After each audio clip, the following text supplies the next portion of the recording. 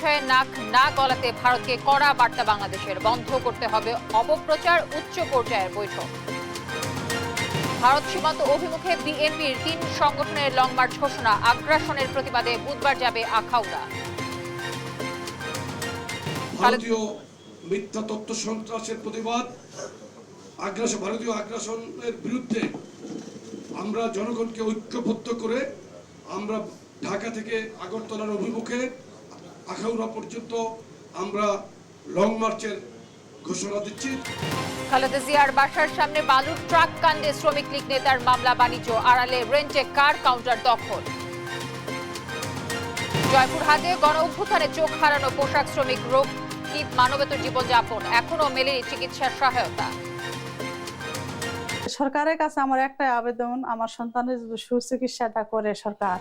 Syria জুড়ে Israeli বিমান হামলা, লক্ষ্যবস্তুতে 3টি বিমানবন্দর ও শতাধিক সামরিক অবকাঠামো, বাড়বে ক্ষয়ক্ষতি। এবং শিরোপা জিতে দেশে ফিরল টাইগার যুবারা। দেশবাসীকে জয় উৎসর্গ করলেন অধিনায়ক আজিজুল। জয়টা আসলে বাংলাদেশকেই করতেছি, আসলে দেখেন দেশের জন্য খেলতেছি, এটা খুবই প্রাউড ফিল করতেছি। আর জয়টা দেশের জন্য আর কি।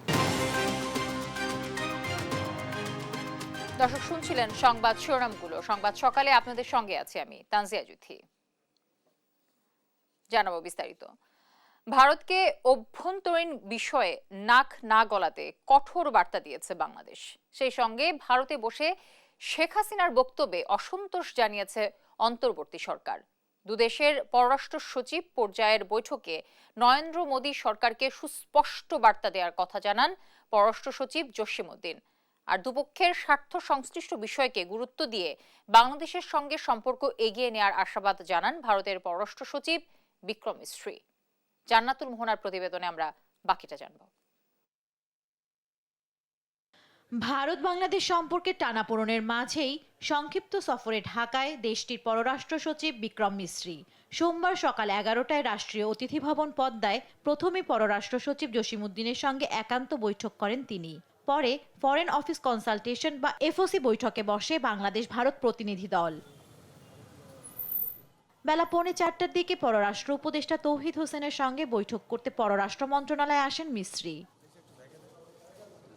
বৈঠক শেষে জানান দুপক্ষের স্বার্থ সংশ্লিষ্ট বিষয়কে গুরুত্ব দিয়ে বাংলাদেশের সঙ্গে জনগণ কেন্দ্রিক সম্পর্ক স্থাপন করতে চায় ভারত।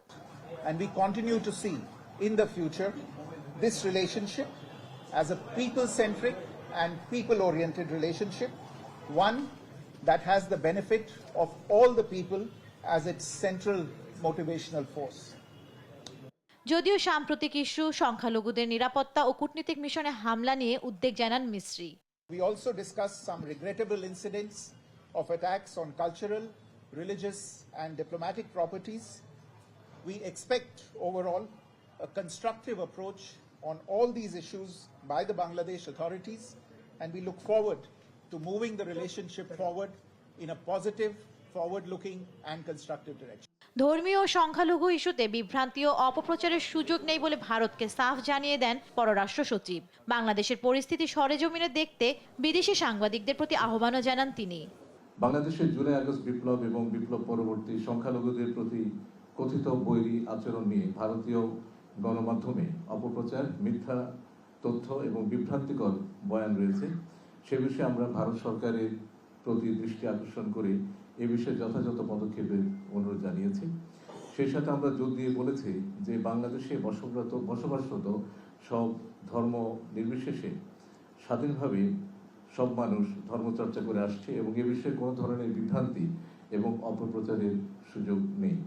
বৈঠকে বাংলাদেশের অভ্যন্তরীণ বিষয়ে নাক না গলাতে ভারতকে বার্তা দেওয়া হয়েছে বলেও জানান পররাষ্ট্র সচিব। ভারতের পররাষ্ট্র সচিবকেও স্মরণ করিয়ে দিয়েছি যে বাংলাদেশ অন্য দেশের অভ্যন্তরীণ বিষয়ে মন্তব্য করা থেকে বিরত থাকে এবং অন্যান্য দেশেরও একই ধরনের শ্রদ্ধাবোধ আমাদের প্রতি দেখানো উচিত। ভারতে বসে শেখ হাসিনার বক্তব্য পছন্দ করছে না অন্তর্বর্তী সরকার। এই বিষয়ে ভারত সরকারের দৃষ্টি আকর্ষণ করা হয়েছে বলে জানিয়েছেনও তিনি।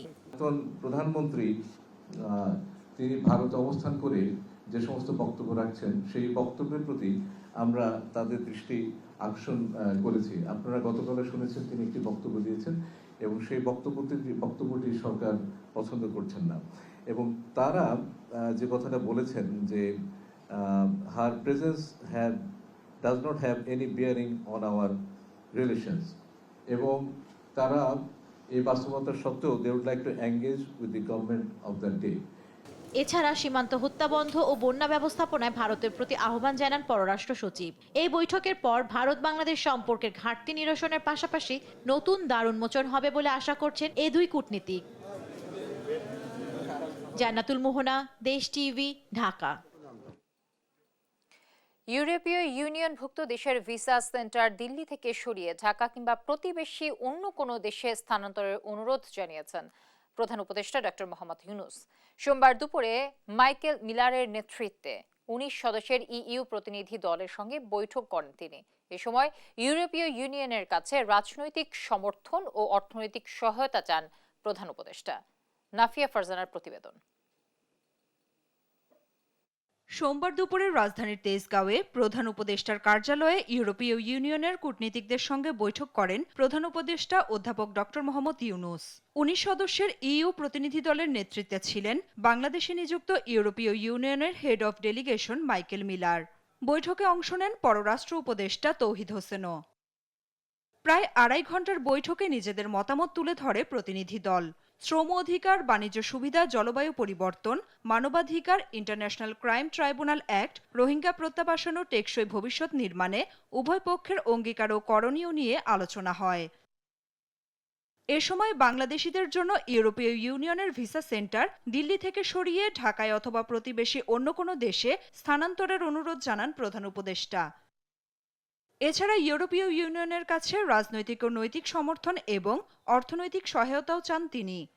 It shows the support to Bangladesh, political support as well as economic support, moral support, and other supports.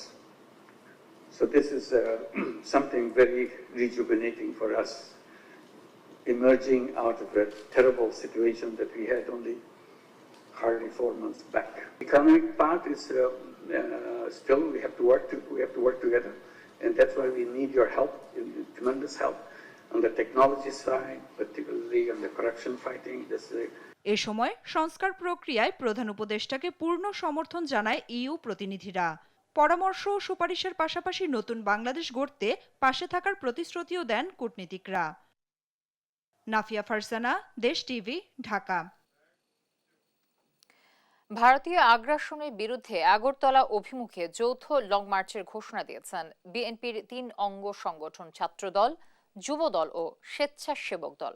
সোমবার সকালে রাজধানী নয়াপল্টন বিএনপির কেন্দ্রীয় কার্যালয়ে এক সংবাদ সম্মেলনে নেতাকর্মীরা জানান বুধবার নয়াপল্টন থেকে শুরু হবে এই লং মার্চ। অনুষ্ঠানে যোগ দিয়ে গয়েশ্বরচন্দ্র রায় বলেন, অন্তর্বর্তী সরকার নয়, দেশি বিদেশি ষড়যন্ত্র রুখতেই রাজনৈতিক দলগুলো ঐক্য গড়েছে। বিস্তারিত নিয়াজ মোর্শেদের প্রতিবেদনে। বাংলাদেশের দূতাবাসে হামলা, পতাকা অবমাননা, ভারতীয় মিডিয়ায় বাংলাদেশের বিরুদ্ধে তথ্য সন্ত্রাস ও দেশের অভ্যন্তরীণ বিষয়ে দিল্লির হস্তক্ষেপ বন্ধে রোববার বিএনপির 3 অঙ্গ সংগঠন পদযাত্রা করে স্মারকলিপি প্রদান করতে যায় বাংলাদেশে নিযুক্ত ভারতীয় হাই কমিশনারে। তবে রামপুরা পর্যন্ত যাওয়ার পরেই আটকে দেয় পুলিশ। পরে সংগঠনগুলোর একটি প্রতিনিধি দল স্মারকলিপি দেয় ভারতীয় হাই কমিশনে। তারই ধারাবাহিকতায় আবারও ভারতের আগরতলা অভিমুখে লং মার্চ করার ঘোষণা দেয় বিএনপির 3টি অঙ্গ সংগঠন। সোমবার সকালে নয়াপল্টনের কেন্দ্রীয় কার্যালয়ে এক সংবাদ সম্মেলনে অঙ্গ সংগঠনের নেতারা বলেন, বুধবার নয়াপল্টন থেকে সকাল 8টায় শুরু হবে এই লং মার্চ। ভারতীয় মিথ্যা তথ্য সন্ত্রাসের প্রতিবাদ, ভারতীয় আগ্রাসনের বিরুদ্ধে আমরা জনগণকে ঐক্যবদ্ধ করে আমরা ঢাকা থেকে আগরতলার অভিমুখে আখাউড়া পর্যন্ত আমরা লং মার্চের ঘোষণা দিচ্ছি। এদিকে প্রেস ক্লাবে একটি বইয়ের প্রকাশনা অনুষ্ঠানে অংশ নিয়ে বিএনপির স্থায়ী কমিটির সদস্য গয়েশ্বরচন্দ্র রায় বলেন, অন্তর্বর্তী সরকারের আহ্বানে নয়, রাজনৈতিক দলগুলো ঐক্য করেছে দেশবিরোধী ষড়যন্ত্র রুখতে। যে কাজটা করছে সেটা তারা নিজেদের পায়ে নিজে কুড়াল মারছে মাত্র। কারণ বাংলাদেশের মানুষের চেতনা, মনোভাব তারা যদি অ্যাসার্ট না করে, রিয়ালাইজ না করে, তাহলে ভারত বাংলাদেশের সম্পর্কটা হবে মুখামুখি, অথবা ষড়যন্ত্রকারীরা সুযোগ নেবে, তাই না? তো সেই জন্যই আজকে দেখেন এই যে নির্বাচন আমরা বলতে চাই, এত কিছু হচ্ছে, সবকিছু সরকার সামলাচ্ছে, প্রশাসন চালাচ্ছে, রাজনৈতিক দলগুলি সক্রিয়ভাবে এই ঐক্যকে ধরে রাখার জন্য তারা ধৈর্য ধারণ করছে। এটার অর্থ যদি বলা হয় যে it is the credit of interim government, তাহলে আমি বলবো বোকার স্বর্গে বাস করতেছে, বোকার স্বর্গে বাস করতেছে। এ সময় উভয় দেশের স্বার্থে ভারতের সাথে কূটনৈতিক সম্পর্ক উন্নয়নে মনোযোগী হতে অন্তর্বর্তী সরকারের প্রতি আহ্বান জানান তিনি। নিয়াজ মুর্শিদ, দেশ টিভি, ঢাকা।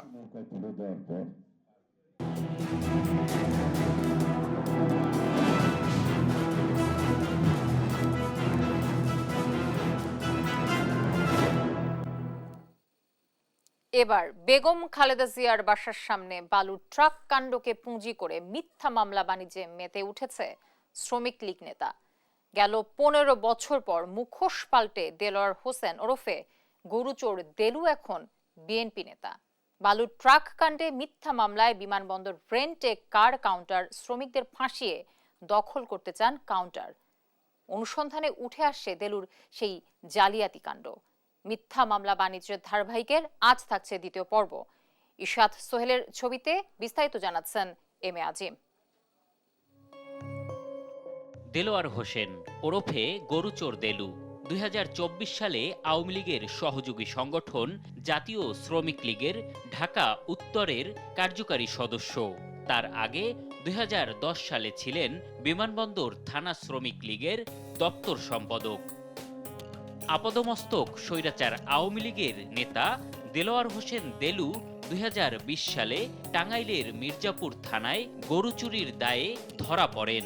এরপর থেকে দেলোয়ার হোসেন গরুচোর দেলু হিসেবে পরিচিত। গাড়ি লয়ে যায়, গাড়িতে মনে করেন বড় বড় গরু সাথে একবার জড়িত এবং একটা পাইছিলাম আমরা। পরে পুলিশ টুলিশে নিচে কদিন জেল টেল খাইতে এসে বাড়িছে, এদিকে তো অনেক জায়জামাল হয়েছে। গণ অভ্যুত্থানে স্বৈরাচার হাসিনা পালালে গরুচোর দেলু চোখে ধুলা দিয়ে বনে যান বিএনপি নেতা। শ্রমিক লীগ নেতা দেলোয়ার দেলু খোদ বিএনপি চেয়ারপারসনের বাসার সামনে রাখা বালুর ট্রাক কাণ্ড নিয়ে মামলা করে বসেন। সেই মামলার বাদী দেলু নিজের শ্রমিক লীগ নেতার পরিচয় গোপন করে বিমানবন্দর রেন্টেকার শ্রমিক নূর ইসলামকে ফাঁসাতে শ্রমিক লীগ বানিয়ে 1 নম্বর আসামি করেন। তবে শ্রমিক লীগ বিমানবন্দর থানা কমিটিতে গত 15 বছরেও মেলেনি তার অস্তিত্ব। 2 নম্বর আসামি করা হয়েছে বিমানবন্দর থানার সাবেক অফিসার ইনচার্জ এবিএম ফরমান আলীকে। বালুর ট্রাক রাখার ঘটনা 2013 সালে হলেও ফরমান আলী বিমানবন্দর থানায় যোগদান করেন 2016 সালে। আসামিদের সাথে কথা বলতে গেলে পাওয়া যায় মামলায় ফাঁসিয়ে দেলুর মামলা বাণিজ্য ও দখল চেষ্টার প্রমাণ। আসামি থেকে বাদ দিতে কারো কাছে টাকা, আবার কারো কাছে বিমানবন্দরের কাউন্টার দাবি করছে সে। আমাকে হুমকি দুমকি দিতে আছে।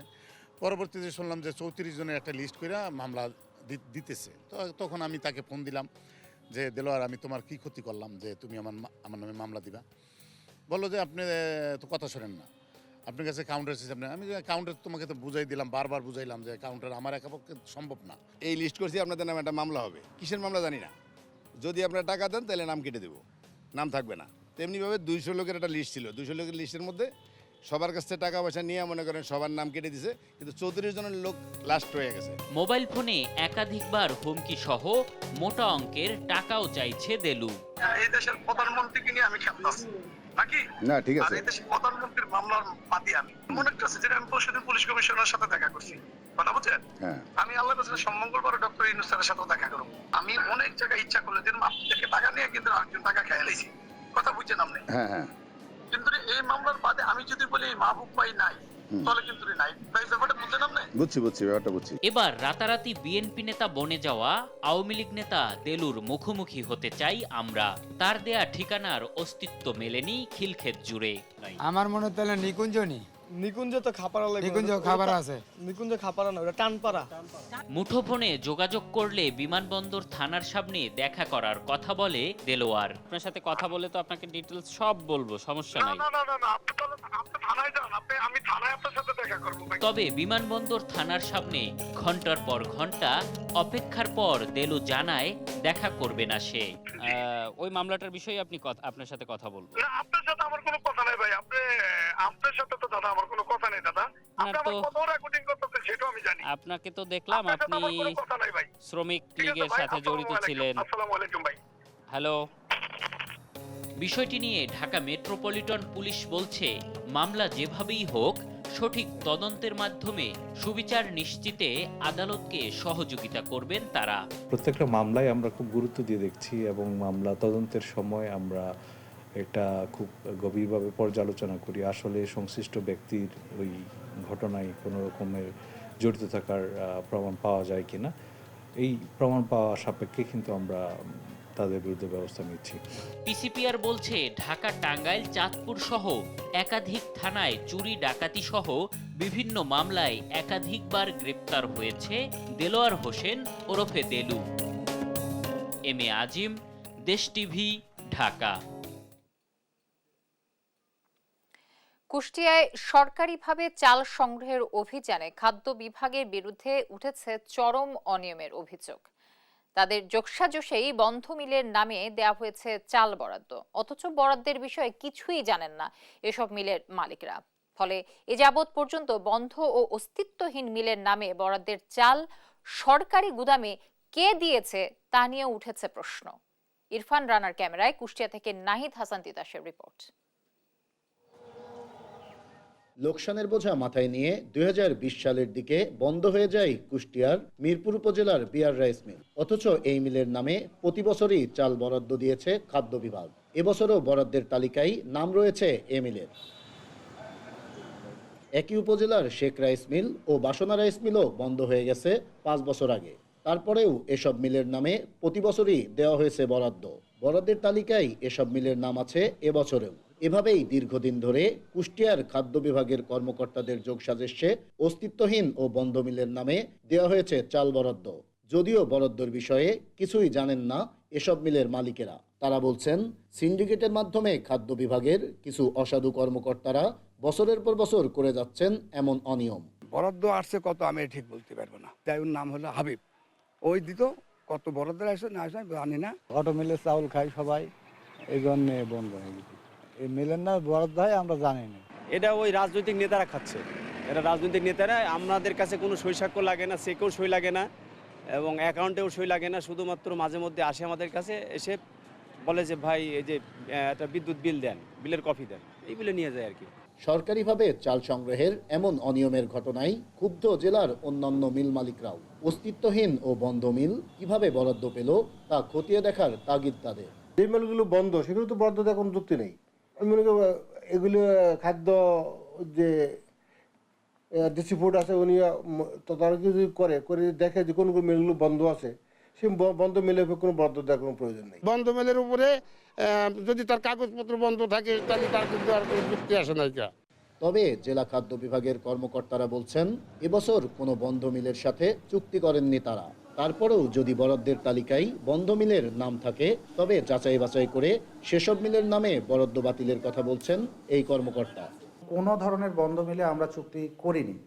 তারপরেও আবারও যে অভিযোগ উঠেছে তার প্রেক্ষিতে আমরা চুক্তিবদ্ধ মিলগুলো যেগুলো চুক্তিতে এসেছে তাদেরকে আবার পুনঃযাচাই করছি। যদি সে ধরনের মিল কোনো চুক্তিতে এসে থাকে, প্রমাণিত হয় তদন্তে, তাহলে সেগুলোতে আমরা কোনো বরাদ্দ দেব না। দীর্ঘদিন ধরে সরকারিভাবে চাল সংগ্রহের নামে খাদ্য বিভাগের এমন অনিয়ম ও দুর্নীতির সাথে জড়িতদের বিরুদ্ধে ব্যবস্থা নেওয়ার দাবি মিল মালিকদের। নাহিদ হাসান তিতাস, দেশ টিভি, কুষ্টিয়া। ভোলায় কমছে না আলু ও রসুনের দাম, দেখা দিয়েছে সয়াবিন তেলের সংকটও। দর্শক, বিস্তারিত জানাতে সরাসরি যুক্ত হচ্ছেন সহকর্মী ছোটন সাহা। ছোটন, দাম না কমার কি কারণ বলছেন ব্যবসায়ীরা?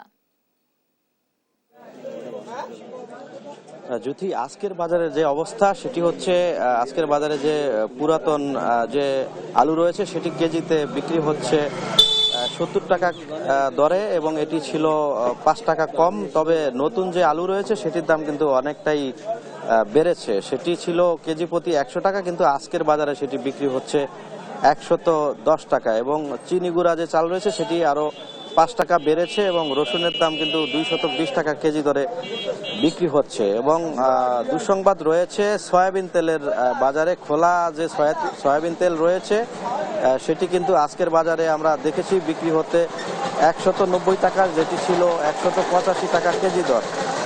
তবে একই সাথে ব্যবসায়ীরা বলছিলেন যে বোতলজাত যে সয়াবিন তেল রয়েছে সেটির কিন্তু তীব্র সংকট। বেশিরভাগ দোকানে কিন্তু সেই সয়াবিন তেল কিন্তু মিলছে না। আজকের বাজারে আরও যে পণ্যের দাম বেড়েছে আমরা জেনেছি, এলাচির দাম কিন্তু 800 টাকা বেড়েছে।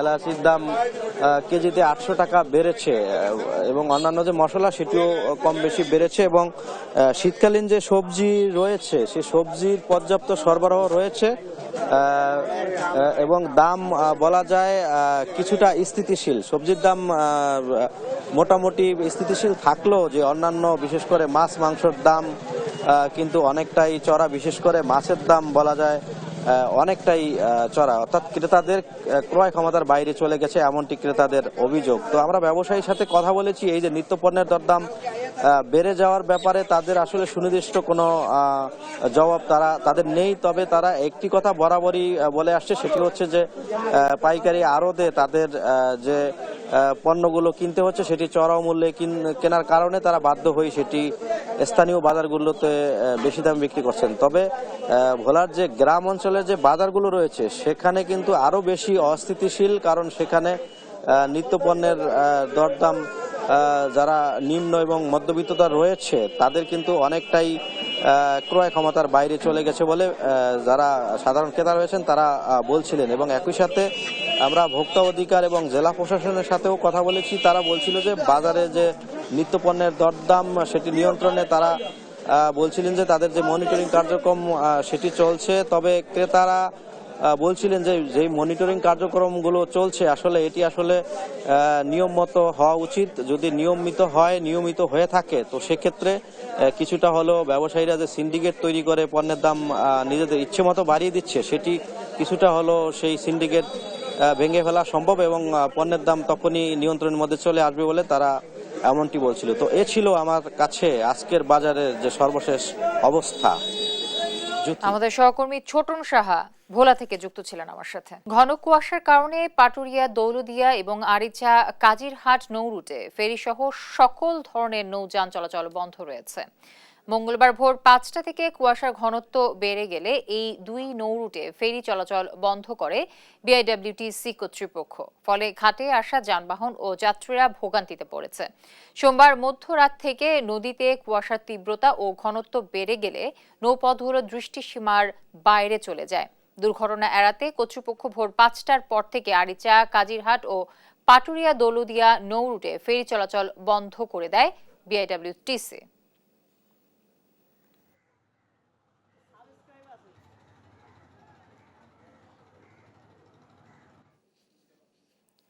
জয়পুরহাটের রাকিবুল ইসলাম রকি কাজ করতেন নারায়ণগঞ্জের একটি পোশাক কারখানায়। বৈষম্য বিরোধী আন্দোলনের সময় ছুটিতে এসেও ঘরে বসে থাকতে পারেননি তিনি। প্রতিবাদে নেমে পড়েন রাস্তায়।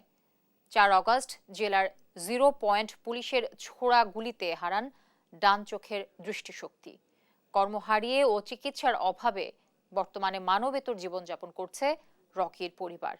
রেজাউল করিম রেজার প্রতিবেদন জানাচ্ছেন লুৎফর কবির। জয়পুরহাট শহরের জানিয়ার বাগান এলাকার হোটেল শ্রমিক মোখলেসুর ও গৃহিণী রহিমা দম্পতির ছেলে রাকিবুল ইসলাম রকি জুলাই আগস্টের ছাত্র জনতার আন্দোলন চলাকালে পোশাক কারখানা থেকে ছুটি পেয়ে আসেন বাড়িতে।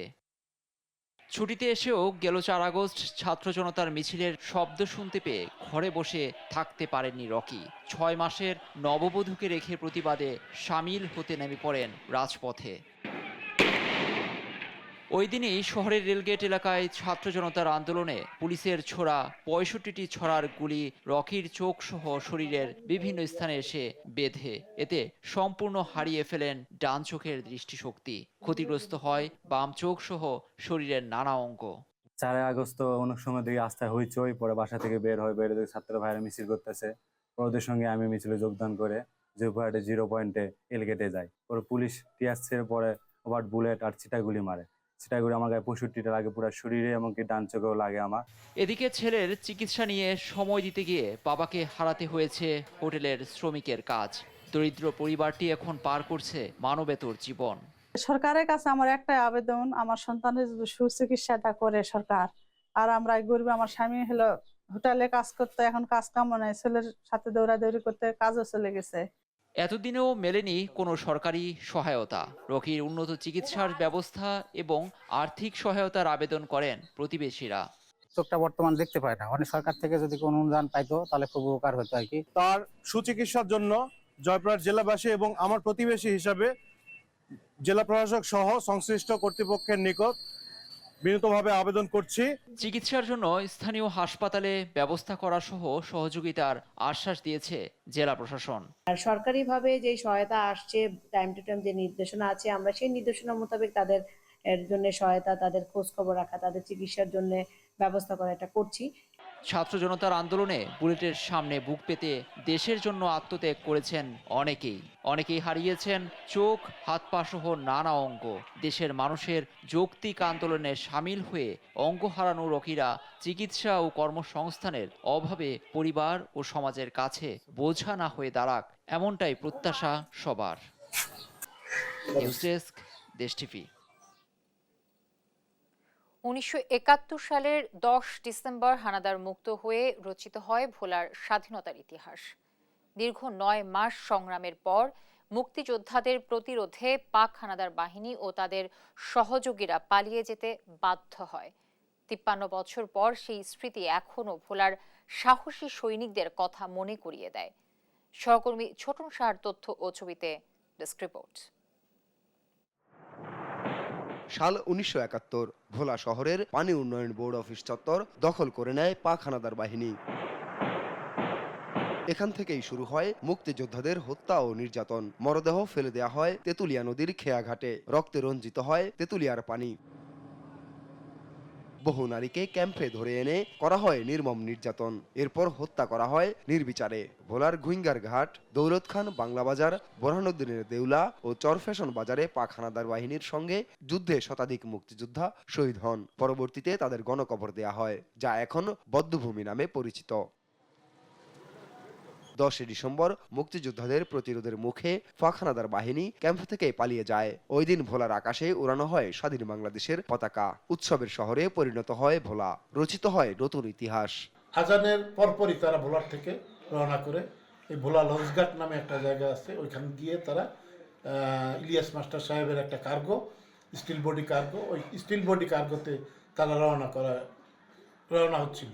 ঠিক তারপরই আমরা তাদেরকে ভোলা খালের 2 পাশ থেকে আক্রমণ করি এবং তাদেরকে আমরা ভোলা খালের থেকে একদম খেয়াঘাটের পর পর্যন্ত আমরা ফায়ার করতে করতে যাই। যখন মিলিটারিরা ত্রিনা লঞ্চ যখন ওই রামদাসপুরার পাশে দিয়া চাঁদপুরের দিকে রওনা দেয়, তখন আমরা আর দেরি না করিয়া আমরা সোজা ভোলা এসে উপস্থিত হই। 10 ডিসেম্বর হানাদার মুক্ত হওয়ার পরে আমাদের ভোলায় আমাদের মুক্তিযোদ্ধারা মিছিল করেছে, অস্ত্র সহ মিছিল করে সারা সকাল থেকে সন্ধ্যা অবধি মিছিল করেছে।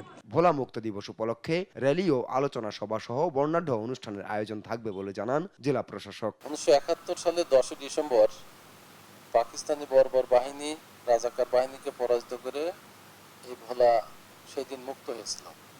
এটি ভোলা জেলার জন্য একটি ঐতিহাসিক দিন এবং আমরা জেলা প্রশাসনের পক্ষ থেকে এই দিনটি পালনের জন্য ইতিমধ্যে সিদ্ধান্ত নিয়েছি। 1971 সালের সেই স্মৃতি আজও জীবন্ত ভোলার মানুষের মনে। নিউজ ডেস্ক, দেশ টিভি। দেখছেন সংবাদ সকাল।